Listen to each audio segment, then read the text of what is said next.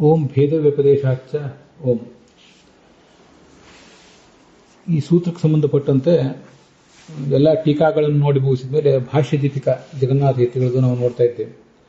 ಅಲ್ಲಿ ಈ ತತ್ ತ್ವಂ ಅಸಿ ಇತ್ಯಾದಿ, ಅಸಿ ಅಸ್ಮಿ ಇತ್ಯಾದಿ ಕ್ರಿಯಾಪದಗಳ ಅನ್ವಯ ಹೇಗೆ, ಆ ಕ್ರಿಯಾಪದಗಳಿಂದಲೂ ಭಗವಂತ ವಾಚ್ಯ ಆಗುವುದು ಹೇಗೆ,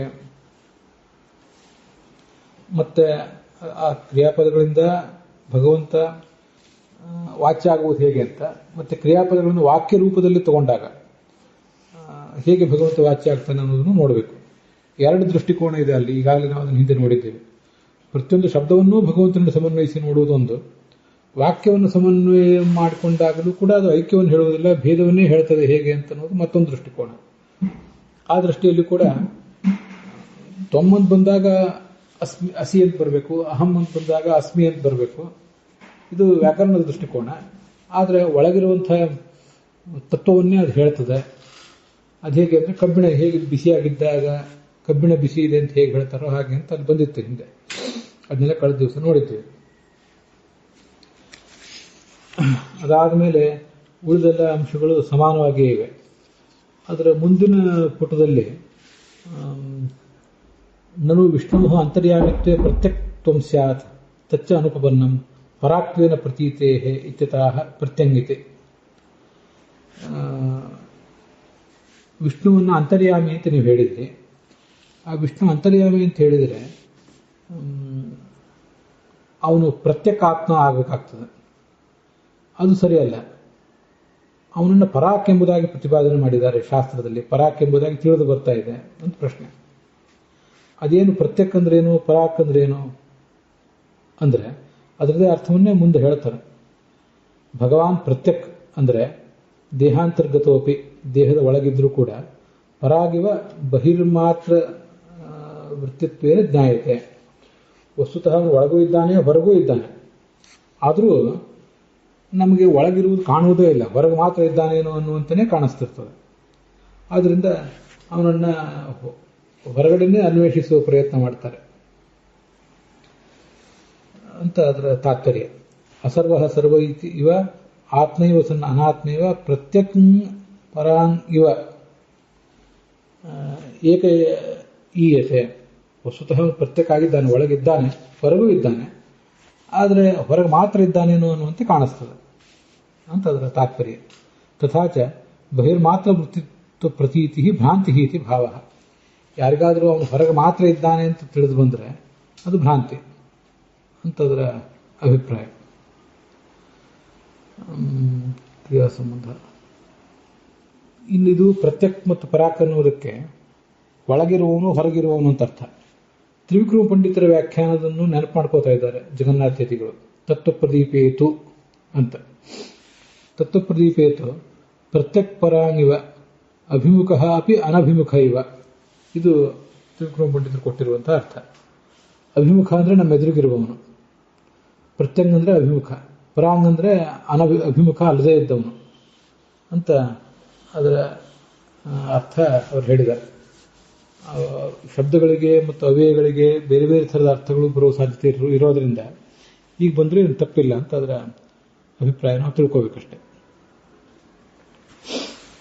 ಇದು ಆ ಪ್ಯಾರಾಗ್ರಾಫಿಗೆ ಸಂಬಂಧಪಟ್ಟಂತೆ ನಾವು ನೋಡಬೇಕಾದ ಅಂಶ. ಈ ನೇತರಿಚ್ಛಂತಿ ಪುರುಷಂ ಏಕಂ ಕುರುಕುಲೋದ್ವಹ ಅಂತೇನು ಒಂದು ಪ್ಯಾರಾಗ್ರಾಫ್ ಇದೆ.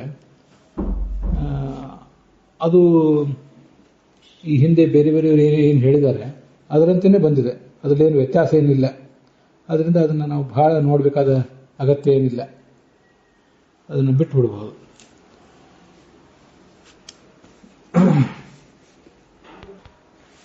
ಅದರ ಮುಂದೆ ಮುಕ್ತಾಚ ಪ್ರಾಪ್ತಿ ಅಂತಿದೆ. ಬ್ರಹ್ಮೈವ ಸನ್ ಇತ್ಯಪಿ ಜೀವಯವ ಸನ್. ಜೀವನಾಗಿದ್ದರೆ ಅವನು ಮೂಲತಃ ಈ ಇವನು ಜೀವನೇ ಆಗಿದ್ದಾನೆ.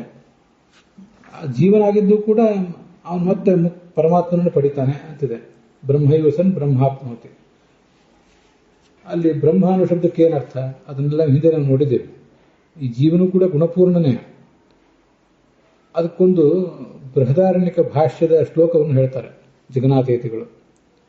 ಜೀವೋಪಿ ಬ್ರಹ್ಮಶಬ್ದೋಕ್ತಃ ಜಡಾದ್ ಬಹುಗುಣತ್ವತಃ ಪ್ರಾಪ್ನೋತಿ ಪರಮಂ ಬ್ರಹ್ಮ ಪ್ರಳಯೇ ಪ್ರಳಯೇ ಸದಾ ಅಂತ. ಜೀವನನ್ನು ಕೂಡ ಬ್ರಹ್ಮ ಎಂಬ ಶಬ್ದದಿಂದ ನಾವು ಹೇಳಬಹುದು. ಹೇಗೆ ಅಂದರೆ ಜಡಾದ್ ಬಹುಗುಣತ್ವತಃ. ಯಾಕೆ ಜೀವ ಎಂಬ ಶಬ್ದಕ್ಕೆ ಅರ್ಥ ಏನು ಅಂದರೆ ಜಡಕ್ಕಿಂತ ಬಹುಗುಣ ಇದ್ದವನು ಅಂತ ಅರ್ಥ. ಅದಕ್ಕೆ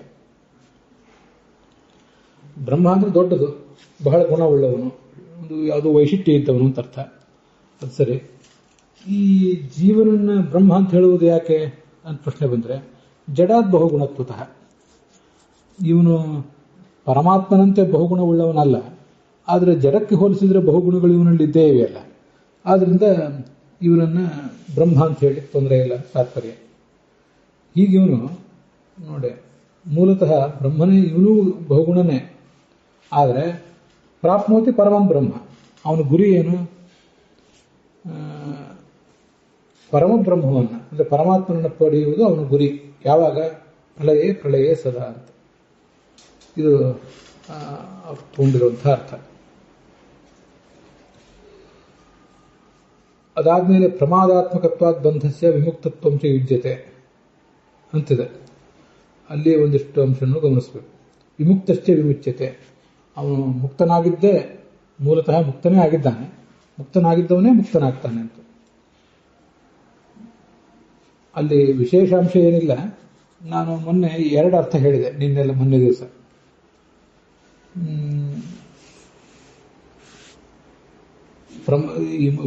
ವಿಮುಕ್ತಶ್ಚ ವಿಮುಚ್ಯತೆ ಅನ್ನುವುದು ನಮ್ಮಂಥ ಜನಸಾಮಾನ್ಯರಿಗೂ, ಈಗ ಜೀವನ್ಮುಕ್ತರಲ್ಲದೆ ಇದ್ದವರು, ಸಂಸಾರದಲ್ಲಿ ತೊಳಲಾಡ್ತಾ ಇದ್ದವರಿಗೂ ಕೂಡ ಅನ್ವಯಿಸ್ತದೆ. ಹಾಗೆ ಜೀವನ್ಮುಕ್ತರಿಗೂ ಅನ್ವಯಿಸ್ತದೆ ಅಂತ ಹೇಳಿದೆ. ಯಾಕೆಂದರೆ ವಿಮುಕ್ತಶ್ಚ ವಿಮುಚ್ಯತೆ ಅನ್ನುವುದನ್ನು ಆಚಾರ್ಯರು ಆ ಕಾಟಕ ಭಾಷೆಯಲ್ಲಿ ಜೀವನ್ಮುಕ್ತನಾದವನಿಗೆ ಅನ್ವಯಿಸಿ ವ್ಯಾಖ್ಯಾನ ಮಾಡಿದ್ದಾರೆ. ಸರಿ, ಹಾಗಾದರೆ ಇದು ನಮ್ಮಂಥವ್ರಿಗೆ ಹೇಗೆ ಸಂಬಂಧಪಡೋದು? ನಾವಿನ್ನೂ ಜೀವನ್ಮುಕ್ತರಲ್ವಲ್ಲ, ನಮಗೂ ಇದನ್ನು ಅನ್ವಯಿಸಿ ನೋಡಬಹುದಾ ಅಂತ ಒಂದು ಪ್ರಶ್ನೆ ಬಂದರೆ ನಮಗೂ ಇದನ್ನು ಅನ್ವಯಿಸಿ ನೋಡಬಹುದು. ಯಾಕೆಂದರೆ ಪ್ರಮಾದಾತ್ಮಕತ್ವಾದ ಬಂಧಸ್ಯ, ಬಂಧ, ಸಂಸಾರದ ಬಂಧ ಏನು ಬಂದಿದೆ ನಮಗೆ, ಅದು ಸತ್ಯವೇ, ಆದರೆ ಪ್ರಮಾದಾತ್ಮಕ, ಅಸ್ವಾಭಾವಿಕ, ಅದು ದೀರ್ಘಕಾಲ ಇರುವಂಥದ್ದಲ್ಲ. ಮೂಲತಃ ಸಂಸಾರದಲ್ಲಿಯೇ ಬದ್ಧನಾಗಿ ಅಥವಾ ದುರ್ಗತಿಗೆ ಹೋಗಲಿಕ್ಕೆ ಯೋಗ್ಯನಾದ ಜೀವ ಅಲ್ಲ ಇವನು, ಈ ಸಾತ್ವಿಕ, ಈ ಭಗವಂತನ ಭಕ್ತ. ಆದ್ದರಿಂದ ಅವನಿಗೆ ಅದು ಸ್ವಾಭಾವಿಕ ಅಲ್ಲ. ಅವನಿಗೆ ಸ್ವಾಭಾವಿಕ ಯಾವುದು? ಪರಮಾತ್ಮನಂತೆ ಅವನು ಕೂಡ ತನ್ನ ಯೋಗ್ಯತೆಗೆ ಅನುಗುಣವಾಗಿ ಜ್ಞಾನಾನಂದಾತ್ಮಕವಾದ ರೂಪವನ್ನು ವ್ಯಕ್ತ ಮಾಡಿಕೊಂಡು ಶ್ವೇತದ್ವೀಪ, ಅನಂತಾಸನ, ವೈಕುಂಠ ಈ ಲೋಕಗಳಲ್ಲೋ, ಅಥವಾ ಕೇಚಿದತ್ರೈವ ಮುಚ್ಚಂತೆ, ಕೆಲವರು ಮುಕ್ತರಾದ್ಮೇಲೆ ಸಾಮಾನ್ಯರಾದ ಜೀವರು ಶ್ವೇತದ್ವೀಪಕ್ಕೆ ಒಂದ್ಸರಿ ಹೋಗಿ ಅಲ್ಲಿ ತಮ್ಮ ಹೆಸರನ್ನು ರಿಜಿಸ್ಟರ್ ಮಾಡಿಕೊಂಡು, ಇದನ್ನು ಆಧುನಿಕ ಭಾಷೆಯಲ್ಲಿ ಹೇಳಿದೆ ಅಷ್ಟೇ. ಇದೆಲ್ಲ ಬ್ರಹ್ಮಸೂತ್ರ ಭಾಷೆಯಲ್ಲಿ ಮುಂದೆ ಕೊನೆಯ ಅಧ್ಯಾಯದಲ್ಲಿ ಬರ್ತದೆ. ಎಲ್ಲರೂ ಎಲ್ಲ ಲೋಕಗಳು, ಆ ಶ್ರೇಷ್ಠ ಲೋಕಗಳಿಗೆ ಹೋಗ್ತಾರೆ ಅಂತಿಲ್ಲ. ಮುಕ್ತಿ ಅಂತನ್ನುವುದೇ ಅನೇಕ ಲೋಕಗಳಲ್ಲಿರುವುದು, ಬೇರೆ ಬೇರೆ ಥರದ್ದು ಎಲ್ಲ ಮುಕ್ತಿ ಇದೆ. ಆದ್ದರಿಂದ ಕೇಚಿದ ಅತ್ರೈವ ಮುಚ್ಚಂತೆ, ಇದೇ ಲೋಕದಲ್ಲೇ, ಇದೇ ಭೂಲೋಕದಲ್ಲೇ ಅವರು ಸಂಚಾರ ಮಾಡಿಕೊಂಡಿರಬಹುದು. ಆದರೆ ಅವರಿಗೆ ಲಿಂಗದೇಹ ಭಗ್ನ ಆಗಿರ್ತದೆ, ಭೌತ ದೇಹ ಮತ್ತೊಮ್ಮೆ ಬರೋದಿಲ್ಲ, ಅನಿರುದ್ಧ ದೇಹವೂ ಬರೋದಿಲ್ಲ, ಭೌತ ದೇಹ ಅಂದರೆ ತಂದೆ ತಾಯಿದ ದೇಹನೂ ಬರೋದಿಲ್ಲ. ಇಂಥವರು ಇರ್ತಾರೆ. ಒಂದ್ಸರಿ ಶ್ವೇತದ್ವೀಪಕ್ಕೆ ಹೋಗಿ ಬಂದು ಮುಂದೆ ಈ ಕಡೆ ಇದ್ದು ಬಿಡ್ತಾರೆ ಅಂತ ಅಲ್ಲಿ ಬಂದಿರೋದು. ಇದು ಒಂದನ್ನು ನಾವು ಪರಿಗಣಿಸಿದರೆ ಚತುರ್ಮುಖ ಬ್ರಹ್ಮನಿಗೆ ಹೇಗೋ ಹಾಗೆ ಒಬ್ಬ ತೀರಾ ಸಾಮಾನ್ಯನಾದ ಹುಲುಮಾನವ, ತೃಣಜೀವ ಅಂತ ಏನು ಹೇಳ್ತಾರೆ, ಇವರು ಪ್ರತಿಯೊಬ್ಬರಿಗೂ ಕೂಡ ಈ ಬಂಧನ ಅಂತನ್ನೋದು ಅಸ್ವಾಭಾವಿಕವೇ. ಕೆಲವರು ಬಂಧ ಬೇಗ ಹೋಗ್ತದೆ, ಕೆಲವರು ಬಂಧ ವಿಳಂಬವಾಗಿ ಹೋಗ್ತದೆ, ಕೆಲವರು ಬಂಧ ಸುಲಭವಾಗಿ ಹೋಗ್ತದೆ, ಕೆಲವರು ಬಂಧ ಸುಲಭವಾಗಿ ಹೋಗೋದಿಲ್ಲ. ಇಷ್ಟು ವ್ಯತ್ಯಾಸವೇ ಹೊರತು ಪ್ರತಿಯೊಬ್ಬರಿಗೂ ಕೂಡ ಚತುರ್ಮುಖ ಬ್ರಹ್ಮನಿಗೂ ನಮಗೂ ಬಂಧ ಅಂತದ್ದು ಅಸ್ವಾಭಾವಿಕವೇ. ಆದ್ದರಿಂದ ವಿಮುಕ್ತಶ್ಚ ವಿಮುಚ್ಯತೆ ಅನ್ನೋದನ್ನು ಕಾಟಕ ಭಾಷ್ಯದಲ್ಲಿ ಜೀವನ್ಮುಕ್ತನ ಪರವಾಗಿ ವ್ಯಾಖ್ಯಾನ ಮಾಡಿದ್ರು ಕೂಡ ಅವನಿಗೇ ಅನ್ವಿತ ಆಗ್ತದೆ ಅಂತ ಏನಿಲ್ಲ, ನಮಗೂ ಕೂಡ ಅನ್ವಿತ ಆಗಬಹುದು ಅಂತ ಹೇಳಿದ್ದೆ. ಅದನ್ನೇ ಈ ವ್ಯಾಖ್ಯಾನದಲ್ಲೂ ನಾನು ಕಾಣೋ ಪ್ರಯತ್ನ ಮಾಡಿದೆ ಅಷ್ಟೆ. ಜೀವಸ್ಯ ಪರಬ್ರಹ್ಮತ್ವ ಅಭಾವೇಪಿ ವಿಮುಕ್ತತ್ವಂ ಅಂದರೆ ವಿಮುಕ್ತತ್ವ ವಚನ ಯುಜ್ಯತೆ. ಭಾಷ್ಯ ದೀಪಿಕಾದಲ್ಲಿ ಹೇಳಿದ್ದಾರೆ. ಜೀವ ಪರಬ್ರಹ್ಮ ಅಲ್ಲ. ನೋಡಿ, ಇಲ್ಲಿ ಜೀವ ಅಂದರೆ ಯಾರು? ಚತುರ್ಮುಖ ಬ್ರಹ್ಮನೂ ಹೌದು, ನಮ್ಮಂಥ ಸಾಮಾನ್ಯರೂ ಹೌದು. ಪರಬ್ರಹ್ಮ ಏನಲ್ಲ, ನಾವು ಇಲ್ಲದೇ ಇರಬಹುದು. ಆದರೆ ವಿಮುಕ್ತತ್ವ ಅಂದರೆ ವಿಮುಕ್ತತ್ವ ವಚನ ಅಂತನ್ನೋದು ಸರಿ ಆಗ್ತದೆ. ನ ಕೇವಲ ಬ್ರಹ್ಮಶಬ್ದ, ಬ್ರಹ್ಮಶಬ್ದ ಮಾತ್ರ ಅಲ್ಲ, ಹಿಂದೆ ಬಂದಿರುವ ಬ್ರಹ್ಮೈವಸನ್ ಬ್ರಹ್ಮಾಪ್ನೋತಿ ಅನ್ನೋದು ಮಾತ್ರ ಅಲ್ಲ, ಈಗ ನಾವು ನೋಡ್ತಿರುವ ಶಬ್ದವೂ ಕೂಡ ಇದು ವಿಮುಕ್ತ ಅನ್ನೋ ಶಬ್ದವೂ ಎಲ್ರಿಗೂ ಸಲ್ಲುತ್ತದೆ. ಅದನ್ನೇ ನೋಡಿ, ಬ್ರಹ್ಮಾಣಿ ಜೀವ ಸರ್ವೇಪಿ ಅಂತ ಅಲ್ಲಿ ಹೇಳಿದಾರಲ್ಲ, ಎಲ್ಲ ಸಾಮಾನ್ಯ ಜೀವರು ತೃಣಮಾನವರು ಕೂಡ ಬ್ರಹ್ಮರೇ. ಯಾಕೆಂದ್ರೆ ಜಡಕ್ಕಿಂತ ಶ್ರೇಷ್ಠರು. ಜಡಕ್ಕೆ ಯಾವುದೇ ರೀತಿಯಾದ ಚೈತನ್ಯ ಮೊದಲಾದ ಗುಣಗಳಿಲ್ಲ. ಇದನ್ನೇ ನಾವು ಗಮನಿಸಬೇಕಾದದ್ದು. ಜಡಕ್ಕೆ ಜ್ಞಾನ ಇಲ್ಲ, ನಮಗೆ ಜ್ಞಾನ ಇದೆ. ಆ ಜ್ಞಾನವನ್ನಾದರೂ ನಮ್ಗೆ ಕೊಟ್ಟವನು ಭಗವಂತ. ಆದರೆ ಜಡಕ್ಕೆ ಕೊಟ್ಟಿಲ್ಲ, ನಮಗೆ ಕೊಟ್ಟಿದ್ದಾನೆ. ಆದ್ರಿಂದ ನಾವು ಬ್ರಹ್ಮ, ಜಡ ಬ್ರಹ್ಮ ಅಲ್ಲ. ಹೀಗದರ ಅಭಿಪ್ರಾಯ ಅಷ್ಟೆ. ಅದರಿಂದ ಎಲ್ಲರೂ ಕೂಡ ನಾವೆಲ್ಲರೂ ಬ್ರಹ್ಮರು, ನಾವೆಲ್ಲರೂ ವಿಮುಕ್ತರೆ. ಯಾಕಂದ್ರೆ ಬಂಧಸ್ಯ ಸ್ವತಃ ಕರ್ತೃತ್ವ ಭೋಕ್ತೃತ್ವ ಅಭಿಮಾನ ರೂಪಸ್ಯ ಜೀವಗತ ಸಂಸಾರಸ್ಯ ಪ್ರಮಾದಾತ್ಮಕತ್ವಾತ್. ನೋಡಿ, ಬಂಧ ಅಂದ್ರೆ ಏನು? ನಾನೇ ಕರ್ತೃವಾಗಿದ್ದೇನೆ, ನಾನೇ ಭೋಕ್ತೃವಾಗಿದ್ದೇನೆ ಅನ್ನುವ ಅಭಿಮಾನ, ಇದೇ ಬಂಧ. ಬಂಧ ರೂಪ, ಈ ಅಭಿಮಾನ ರೂಪವಾದದ್ದೇ, ಈ ಅಭಿಮಾನವನ್ನೇ ಜೀವನಿಗೆ ಬಂದಿರುವ ಸಂಸಾರ ಅಂತಾರೆ.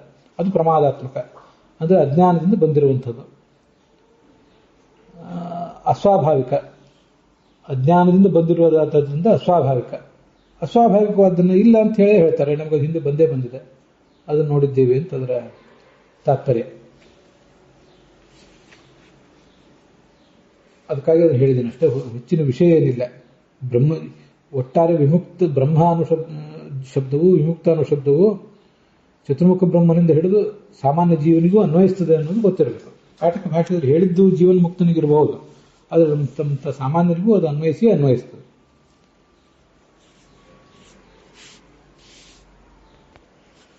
ಪಶು ಪಕ್ಷಾದಿ ಭೇದೇನ ಜೀವಾಯವ ಸ್ವಯಂ ಸ್ಥಿತಾ. ಮೂಲತಃ ಜೀವ ಏನಿದ್ದಾನಲ್ಲ, ಅವನೇನೋ ಬರೀ ಜ್ಯೋತಿ ಸ್ವರೂಪನಾಗಿರುವುದು ಅನ್ನೋದೆಲ್ಲ ನಮ್ಮ ಸಿದ್ಧಾಂತಕ್ಕೆ ಒಪ್ಪಿಗೆ ಇಲ್ಲ. ಜೀವನಿಗೆ ಅನೇಕ ಥರದ ಆಕಾರಗಳಿವೆ.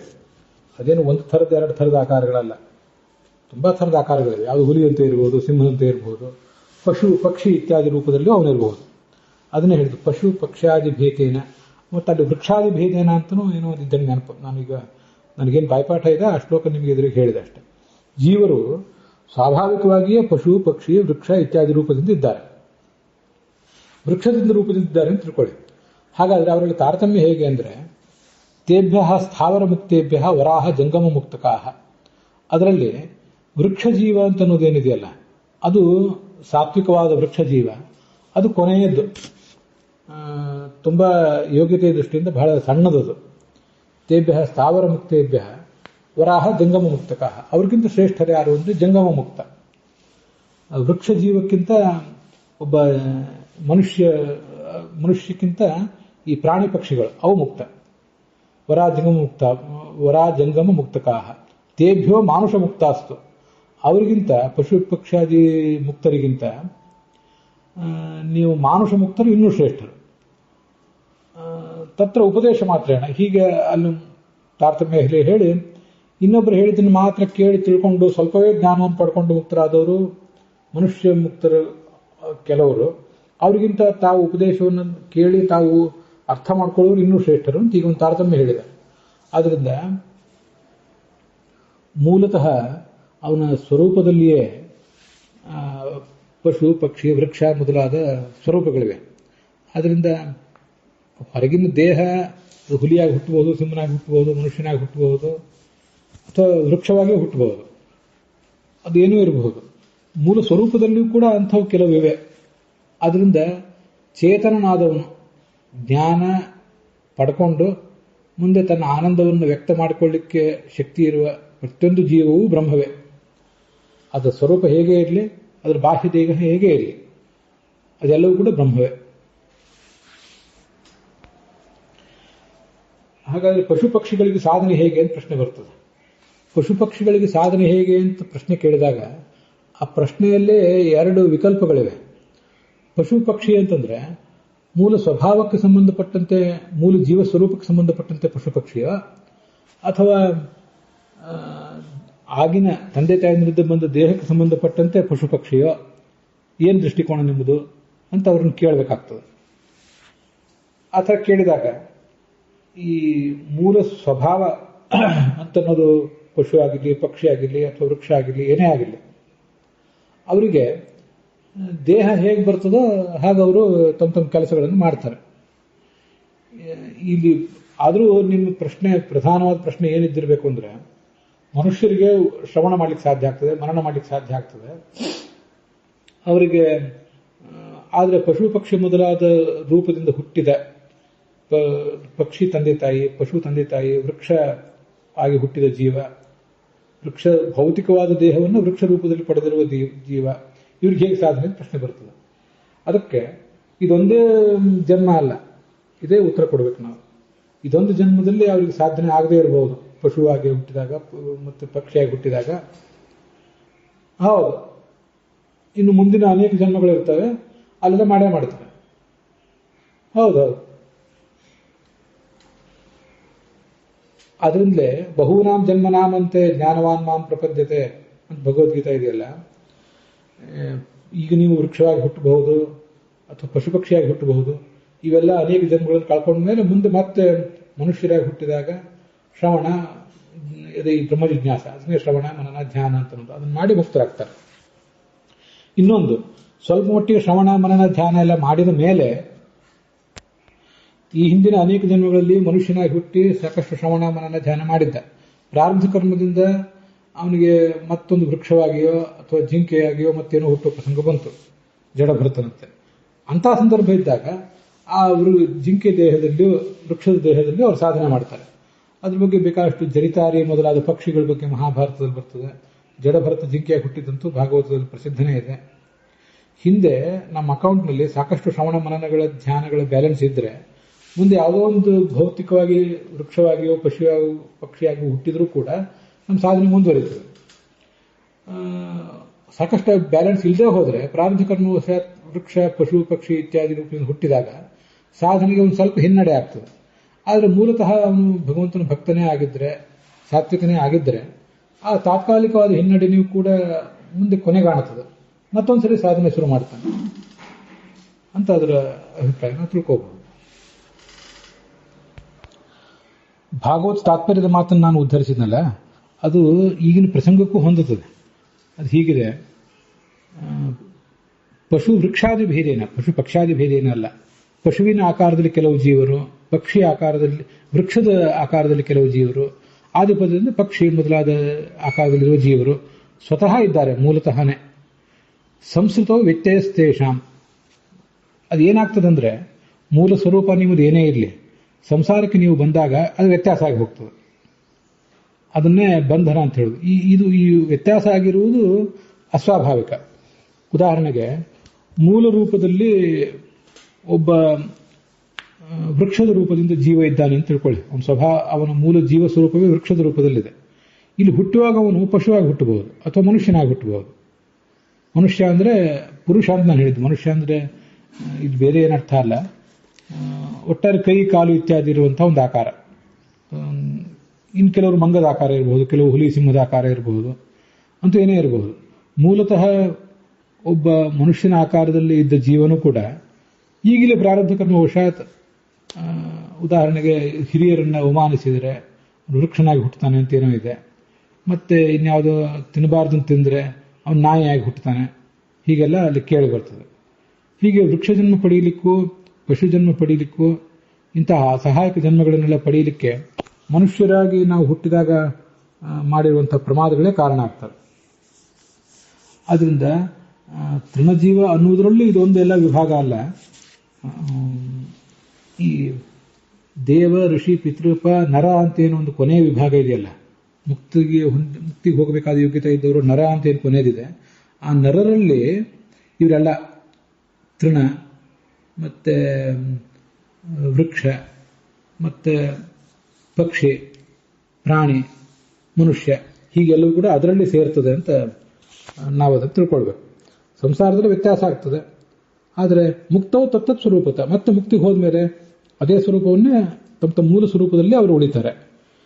ಇಲ್ಲಿ ಬಂದಿರುವುದೇನಿದೆ ಇದೆಲ್ಲ ಅಸ್ವಾಭಾವಿಕ. ಆ ಅಸ್ವಾಭಾವಿಕವಾದ ಏನೇ ಇದ್ರೂ ಅದೆಲ್ಲವನ್ನೂ ಕಳ್ಕೋತಾನೆ. ಸಂಸಾರ ಬಂಧನವನ್ನು ಕಳ್ಕೋತಾನೆ, ತನ್ನ ರೂಪವನ್ನು ಕಳ್ಕೋತಾನೆ. ಅಸ್ವಾಭಾವಿಕವಾದನ್ನೆಲ್ಲ, ಸ್ವಾಭಾವಿಕವಾದನ್ನು ಮಾತ್ರ ಮೂಲದ ತನ್ನ ಮುಕ್ತಿ ಲೋಕದಲ್ಲಿ ಇಟ್ಕೊಂಡಿರ್ತಾನೆ. ಇಲ್ಲಿ ಒಂದು ವಿಚಾರ ನಾನು ನನ್ನ ಕೆಲವು ಸರಿ ನಾನೇ ಪ್ರಶ್ನೆ ಮಾಡಿಕೊಂಡಾಗ ನನಗೆ ಹೊಳೆದ ವಿಚಾರ ನಿಮ್ಗೆ ಹೇಳಬೇಕು. ಈ ಜಗತ್ತಿನಲ್ಲಿ ನಾವು ಹುಲ್ಲು ನೋಡ್ತೀವಲ್ಲ, ಹುಲ್ಲಿಗೆ ನಡ್ಕೊಂಡು ಹೋಗ್ಲಿಕ್ಕೆ ಬರೋದಿಲ್ಲ, ವೃಕ್ಷಕ್ಕೂ ನಡ್ಕೊಂಡು ಹೋಗ್ಲಿಕ್ಕೆ ಬರೋದಿಲ್ಲ. ಅದನ್ನು ಯಾರು ಕಿತ್ತು ತೊಗೊಂಡು ಹೋಗಿ ಇನ್ನೊಂದು ಕಡೆ ನೆಡಬೇಕಷ್ಟೆ. ಆದರೆ ತೃಣಜೀವ, ಮೂಲ ಸ್ವರೂಪದಲ್ಲಿ ತೃಣಜೀವ ವೃಕ್ಷ ಜೀವ ಅಂತಿದ್ದಾನಲ್ಲ, ಅದು ಒಂದು ಕ್ಲಾಸಿಫಿಕೇಶನ್. ಈ ತೃಣಕ್ಕೆ ಸಮಾನವಾಗಿರ್ತದೆ, ಆ ಗಿಡಕ್ಕೆ ಸಮಾನವಾಗಿರ್ತದೆ ಅಂತ ತಾತ್ಪರ್ಯ. ಆದರೆ ಮೂಲ ಸ್ವರೂಪದಲ್ಲಿ ಹುಲ್ಲಾಗಿರುವ, ಮೂಲ ಸ್ವರೂಪದಲ್ಲಿ ವೃಕ್ಷವಾಗಿರುವ ಜೀವನಿಗೆ ನಡೀಲಿಕ್ಕೆ ಬರೋದಿಲ್ಲ ಅಂತ ಅರ್ಥ ನಾವು ತಗೋಬಾರ್ದು. ಅದೊಂದು ದೃಷ್ಟಾಂತ ಮಾತ್ರ. ಆದ್ರಿಂದ ಅವನಿಗೂ ಕೂಡ ಚಲನೆ ಇತ್ಯಾದಿಗಳು ಇದ್ದೇ ಇರ್ತವೆ. ತನಗೆ ಚಲನೆ, ಇಚ್ಛೆ, ಅವನು ಏನೇನು ಮಾಡಬೇಕು ಅದನ್ನೆಲ್ಲ ಮಾಡೇ ಮಾಡ್ತಾನೆ. ಅದು ತೃಣ, ಪಕ್ಷಿ ಇತ್ಯಾದಿ ರೂಪಗಳು, ಅಥವಾ ಅವನಿಗೆ ರೂಪ ಇರ್ತದಷ್ಟೇ. ಆದರೆ ಅಲ್ಲಿರುವ ಅಸಹಾಯಕತೆ, ಭೌತಿಕ ದೇಹದಲ್ಲಿ ನಾವು ಈ ಜಗತ್ತಿನಲ್ಲಿ ನಾವು ಕಣ್ಮುಂದೆ ಸುತ್ತಮುತ್ತಲು ನೋಡುವ ಹುಲ್ಲು, ಬಳ್ಳಿ, ವೃಕ್ಷ, ಅದೆಷ್ಟೇ 1000 ಅಡಿ ಎತ್ತರದ ವೃಕ್ಷವೂ ಇರಬಹುದು, ಅದು ಅಸಹಾಯಕ, ತಾನಾಗಿ ಎಲ್ಲೂ ಸಂಚಾರ ಮಾಡಲಿಕ್ಕೆ ಬರೋದಿಲ್ಲ. ಆ ಥರ ಆ ಮುಕ್ತರಾದವರು ತಮ್ಮ ಸ್ವರೂಪವನ್ನು ಪಡ್ಕೊಂಡು, ಸ್ವರೂಪವನ್ನು ಅಭಿವ್ಯಕ್ತ ಮಾಡಿಕೊಂಡ ಮೇಲೆ ಅವರು ವೃಕ್ಷಾದಿ ರೂಪದಿಂದಿದ್ರು, ತೃಣಾದಿ ರೂಪದಿಂದಿದ್ರು ಕೂಡ ಹಾಗೆ ಅವರು ಅಸಹಾಯಕರಾಗಿರೋದಿಲ್ಲ. ಎಲ್ಲ ಥರದ ಅವರಿಗೆ ಉಚಿತವಾದ ಭೋಗ, ಅದಕ್ಕಿಂತ ಹೆಚ್ಚಿನವರು ಇನ್ನೂ ಹೆಚ್ಚಿನ ಭೋಗ ಮಾಡಬಹುದು. ಇನ್ನು ಇವ್ರು ಮಾತ್ರ ತಮಗೆ ಉಚಿತವಾದ ಭೋಗವನ್ನು ಮಾಡೇ ಮಾಡ್ತಾರೆ. ಚಲನೆ ಇತ್ಯಾದಿಗಳು ಅದಕ್ಕೆ ಇರೋದಿಲ್ಲ ಅಂತ ತಿಳ್ಕೋಬಾರ್ದು. ಚಲನೆ ಇತ್ಯಾದಿಗಳು ಇದ್ದೇ ಇರ್ತವೆ ಅಂತ ನಂದೊಂದು ವಿಶ್ಲೇಷಣೆ ಅದ್ರ ಬಗ್ಗೆ. ಅವರು ಇಚ್ಛಾನುಸಾರ ಪ್ರವೃತ್ತಿ ಮಾಡ್ತಾರೆ. ಒಂದು ವೃಕ್ಷ, ಈ ಜಗತ್ತಿನಲ್ಲಿರುವ ವೃಕ್ಷದಂತೆ ಅವರು ಮುಕ್ತ ಲೋಕದಲ್ಲಿ ಕೂಡ ಒಂದು ಜಾಗದಲ್ಲಿ ಸ್ಥಿರವಾಗಿ ಅನೇಕ ಕಾಲ ಇರಬಹುದು. ಅವರ ಅಪೇಕ್ಷೆಗೆ ಸಂಬಂಧಪಟ್ಟದ್ದು. ದೇವರು ಅವರಿಗೆ ಹೇಗೆ ಅಪೇಕ್ಷೆ ಕೊಡ್ತಾನೋ ಆ ಥರ. ಕೆಲವು ಬಾರಿ ಸಂಚಾರ ಮಾಡಬೇಕು ಅಂತ ಅಪೇಕ್ಷೆ ಪಟ್ಟು ಸಂಚಾರನೂ ಮಾಡಬಹುದು. ಮತ್ತು ಇನ್ನೂ ಒಂದು ವಿಚಾರ, ಈ ಸತ್ತತ್ವ ರತ್ನಾಮಾಲೆ ಇತ್ಯಾದಿ ಕಡೆಗಳಲ್ಲಿ ಬಂದಿದೆ. ಅವರಿಗೆ ಬೇಕಾದರೆ ಮತ್ತೆ ತಮ್ಮ ಮೂಲ ಸ್ವರೂಪ ವೃಕ್ಷವೇ ಇರಲಿ, ಮತ್ತೊಂದು ಏನೇ ಇರಲಿ, ಅದ್ರ ಮೇಲೆ ಸ್ವಲ್ಪ ಸುಖ ಪಡ್ಲಿಕ್ಕೋಸ್ಕರ ಶುದ್ಧ ಸತ್ವಾತ್ಮಕವಾದ ಶರೀರವನ್ನು ಪಡ್ಕೋತಾರೆ ಅಂತ ಬಂದಿದೆ. ಅದು ಸತ್ತತ್ವ ರತ್ನಮಾಲದಲ್ಲಿ ಬಂದಿರೋದೆಲ್ಲ ಬ್ರಹ್ಮಸೂತ್ರ ಭಾಷ್ಯದಲ್ಲೇ ಮುಂದೆ ಬರ್ತದೆ. ಸ್ವಲ್ಪ ಅದನ್ನ ಸತ್ತತ್ವ ರತ್ನಮಾಲದಲ್ಲಿ ಹೆಚ್ಚು ಚರ್ಚೆ ಮಾಡಿದ್ದಾರೆ. ನಿಮ್ಮ ಮೂಲ ಜೀವ ಸ್ವರೂಪವನ್ನು ನೀವು ಅಲ್ಲಿ ಆವಿಷ್ಕಾರ ಮಾಡ್ಕೋತೀರಿ. ಅದು ಆವಿಷ್ಕೃತ ಆದ ಮೇಲೆ ಕೂಡ ಇನ್ನೂ ಹೆಚ್ಚಿನ ಸುಖ ಭೋಗ ಬೇಕು, ಒಂದು ಲೀಲೆ, ಭಗವಂತ ಅವರಿಗೆ ಕೊಟ್ಟಿರುವಂತಹ ಒಂದು ಸೌಲಭ್ಯ ಅಂದ್ರೆ ಏನು, ಶುದ್ಧ ಸತ್ವಾತ್ಮಕವಾದ ಮತ್ತೊಂದು ದೇಹವನ್ನು ಪಡ್ಕೋಬಹುದು, ಪಡ್ಕೊಂಡು ಮತ್ತಷ್ಟು ಸುಖ ಪಡಿಬಹುದು ಅಂತ ಈಗ ಕೇಳಿ ಬರ್ತದೆ. ಚಿತಾವ ಅಚಿತಾವ ಅಂತಂದು ವೇದವಾಕ್ಯ ಇದೆ, ಅದು ಮುಂದೆ 4ನೇ ಅಧ್ಯಾಯದಲ್ಲಿ ಬರೋದು. ತತ್ರೋಪದೇಶ ಮಾತ್ರೇಣ ಮುಕ್ತೇಭ್ಯೋ ವೇದವೇದಿನಃ, ಇದು ಭಾಗವತ ತಾತ್ಪರ್ಯದಲ್ಲಿ ಬಂದಿದ್ದಾಯಿತು. ಗೀತಾ ಪ್ರಸ್ಥಾನದಲ್ಲಿ ಕೊನೆಯ 18ನೇ ಅಧ್ಯಾಯದಲ್ಲಿ ಒಂದು ಮಾತಿದೆ, ಮುಕ್ತಿರ್ ಜ್ಞಾತ್ವಾಪಿ ವಿಷ್ಣು ಸ್ಯಾತ್ ಶಾಸ್ತ್ರಂ ಶುತ್ವ ತಥೋಧಿಕಂ ಅಂತ. ಮುಕ್ತಿ ಅನ್ನೋದನ್ನು 5 ಥರಲ್ಲಿ ವಿಭಾಗ ಮಾಡ್ತಾರೆ. ಭಗವಂತನನ್ನ ತುಂಬಾ ಬೇಸಿಕ್ ಹಂತದಲ್ಲಿ ತಿಳ್ಕೊಂಡವರಿಗೂ ಮುಕ್ತಿ ಆಗ್ತದೆ. ಮುಕ್ತಿ ಪಡೆಯುವ ಯೋಗ್ಯತೆ ಆ ಜೀವಕ್ಕೆ ಇರಬೇಕು, ಅಷ್ಟೇ ವಿಷಯ. ಪ್ರತಿಯೊಬ್ಬರೂ ಕೂಡ ಅಗಾಧ ಪ್ರಮಾಣವಾದ ಜ್ಞಾನವನ್ನೇ ಸಂಪಾದನೆ ಮಾಡಬೇಕು. ಪ್ರತಿಯೊಬ್ಬರಿಗೂ ಸಮಾನವಾದ ಜ್ಞಾನವೇ ಇರಬೇಕು ಅಂತಿಲ್ಲ. ಆ ಸಮಾನತೆ ಅನ್ನೋದು ಎಲ್ಲೂ ಇಲ್ಲವೇ ಇಲ್ಲ. ಜ್ಞಾತ್ವಾಪೆ, ಸುಮ್ಮನೆ ಸ್ವಲ್ಪ ತಿಳಿದ್ರೂ ಸಾಕು. ಶಾಸ್ತ್ರಂ ಶುತ್ವ ತತ್ವೋಧಿಕಂ, ಆದರೆ ಶಾಸ್ತ್ರ ಶ್ರವಣದಿಂದ ನೀವು ಜ್ಞಾನವನ್ನು ಪಡ್ಕೊಳ್ಳಿಲ್ಲ ಅಂಥವ್ರಿಗೂ ಮುಕ್ತಿ ಆಗ್ತದೆ. ಶಾಸ್ತ್ರ ಶ್ರವಣ ಮಾಡಿ ಜ್ಞಾನವನ್ನು ಪಡ್ಕೊಂಡವರಿಗೂ ಮುಕ್ತಿ ಆಗ್ತದೆ ಅಂತ. ಅದು 2ನೇ ಗ್ರೇಡ್, ಅಂದರೆ ಹೆಚ್ಚಿನ ಗ್ರೇಡ್. ಆದ್ದರಿಂದ 1ನೇ ಗ್ರೇಡ್ನವರಿಗೆ ಶಾಸ್ತ್ರ ಶ್ರವಣ ಆಗುವುದೇ ಇಲ್ಲ. ಇದನ್ನು ಗಮನಿಸಬೇಕು, ಬಹಳ ಆಶ್ಚರ್ಯ ಇದೆ. ಶಾಸ್ತ್ರ ಶ್ರವಣ ಆಗದೆ ಹೋದರೂ ಕೂಡ ಯಾವುದ್ಯಾವುದೋ ಮೂಲಗಳಿಂದ, ಇನ್ನು ನಾನು ಅನೇಕ ಜನ ಹಿರಿಯ ವಿದ್ವಾಂಸರ ಜೊತೆ ಎಲ್ಲ ಇದ್ರ ಬಗ್ಗೆ ಮಾತಾಡಿದ್ದೇನೆ. ಅದು ಹೇಗೆ ಅಂದರೆ, ಒಂದು ಯಾವುದೋ ಪರಿಸರದಲ್ಲಿ ಹುಟ್ಟಿದ್ದೇವೆ, ನಮಗೆ ನಾವೇ ಶಾಸ್ತ್ರಾಧ್ಯಯನ ಮಾಡಲಿಲ್ಲ, ಸುತ್ತಮುತ್ತಲು ಯಾರೋ ಹರಿಕತೆ ಮಾಡ್ತಿದ್ದಾರೆ, ಯಾರೋ ಪಾಠ ಮಾಡ್ತಿದ್ದಾರೆ, ಹರಿಸರ್ವೋತ್ತಮ ವಾಯುಜೀವೋತ್ತಮ ಅಂತ ಏನೇನೋ ಘೋಷಣೆ ಮಾಡ್ತಿದ್ದಾರೆ. ಇಂಥವೇನೇನೋ ಕೆಲವು ಸುತ್ತಮುತ್ತಲಿನ ಪರಿಸರಗಳ ಮೂಲಕವೂ ಇವ್ರಿಗೆ ಜ್ಞಾನ ಬಂದ್ಬಿಡ್ತದೆ. ಗುರುವಿನ ಪಾದ ತಳದಲ್ಲಿ ಹೋಗಿ ಕೂತ್ಕೊಂಡು ಇವನು ಶಾಸ್ತ್ರವನ್ನೇ ಶ್ರವಣ ಮಾಡ್ಲಿಕ್ಕೆ ಆಗದೇ ಇರಬಹುದು ಅವನಿಗೆ. ಇದು ಯಾವುದೋ ಒಂದು ಜನ್ಮದಲ್ಲಿ ಅಂತಲ್ಲ, ಒಟ್ಟಾರೆ ಅವನ ಸಾಧನ ಜೀವನದಲ್ಲಿ ಮಾಡ್ಲಿಕ್ಕೆ ಆಗದೆ ಹೋದ್ರೂ ಕೂಡ ಏನೋ ಯಾವುದೋ ಮಾರ್ಗದಿಂದ ಭಗವಂತನನ್ನು ತಿಳಿದ್ರೂ ಮುಕ್ತಿ ಆಗ್ತದೆ. ಶಾಸ್ತ್ರದ ಶ್ರವಣ ಮಾಡಿಯೇ ಜ್ಞಾನ ಪಡ್ಕೊಂಡ್ರೆ ಹೆಚ್ಚಿನ ಮುಕ್ತಿ ಆಗ್ತದೆ. ಶಾಸ್ತ್ರ ಶ್ರವಣ ಮಾಡಿ ಜ್ಞಾನವನ್ನು ಪಡ್ಕೊಂಡ್ರೆ ಹೆಚ್ಚಿನ ಮುಕ್ತಿ. ನಾವು ಶಾಸ್ತ್ರ ಶ್ರವಣ ಮಾಡುವುದರಲ್ಲಿ ಇವತ್ತು 2 ಹಂತ ಇದೆ. ಸುಮ್ಮನೆ ಶ್ರವಣ ಮಾಡಿ ಬಿಟ್ಟೆವು. ಇನ್ನು ಕೆಲವರು ಶ್ರವಣ ಮಾಡಿ ಅದನ್ನು ಪಠನವೂ ಮಾಡಿದರು, ತಾವು ಇನ್ನೊಂದ್ಸರಿ ಕೂತ್ಕೊಂಡು ಆಚಾರ ಪಾಠ ಹೇಳಿದ್ಮೇಲೆ ತಾವು ಒಂದಿಷ್ಟು ಮನನ ಮಾಡಿದರು, ಅವ್ರಿಗೆ ಇನ್ನೂ ಹೆಚ್ಚಿನ ಮುಕ್ತಿ. ಅವ್ರಿಗಿಂತ ಹೆಚ್ಚಿನ ಮುಕ್ತಿ ಇನ್ನೊಬ್ಬರಿಗೆ ಪಾಠ ಹೇಳುವವರಿಗೆ ಅಂತ ಹೀಗೆ ಗ್ರೇಡ್ ಬಂದು. ಆದರೆ ಪ್ರತಿಯೊಂದು ಜೀವನಿಗೂ ಕೂಡ ಅವನದೇ ಆದ ಅನಾದಿ ಯೋಗ್ಯತಾ ಭೇದ ಪುಂಸಾಂ ದರ್ಶನ ಸಾಧನ ನಾನೈವ. ಅನಾದಿ ಯೋಗ್ಯತಾ ಭೇದ ಇರುವುದರಿಂದ ಪ್ರತಿಯೊಂದು ಜೀವಕ್ಕೂ ಅದರದೇ ಆದ ಸಾಧನ ಮಾರ್ಗ ಇದೆ. ಮತ್ತು ಪ್ರತಿಯೊಬ್ಬ ವ್ಯಕ್ತಿಯೂ ಕೂಡ ತಿಳ್ಕೊಳ್ಬೇಕಾದ ಕೆಲವು ಕನಿಷ್ಠ ಸಂಗತಿಗಳಿವೆ. ತಾತ್ಪರ್ಯ ನಿರ್ಣಯದಲ್ಲಿ ಹೇಳಿದ್ದಾರೆ ಯಾವ್ದು ಅವತಾರ ಹೌದು ಯಾವ್ದು ಅವತಾರ ಅಲ್ಲ ಅಂತೆಲ್ಲ. ಅದು ಆಯಾ ಜೀವಕ್ಕೆ ಅದೇ ಏನೇನು ತಿಳ್ಕೋಬೇಕಾಗಿದೆಯೋ ಅದಕ್ಕೆ ಅಂಥ ಒಂದು ಅನುಕೂಲಕರವಾದಂಥ ವಾತಾವರಣವನ್ನು ಗುರುವನ್ನು ಭಗವಂತ ಒದಗಿಸಿಕೊಡ್ತಾನೆ ಅಂತ ನಾವು ತಿಳ್ಕೊಳ್ಬೇಕು. ಅಲ್ಲಿಗೆ ಈ ಭಾಗ ಸಮಾಪ್ತವಾಗಿದೆ.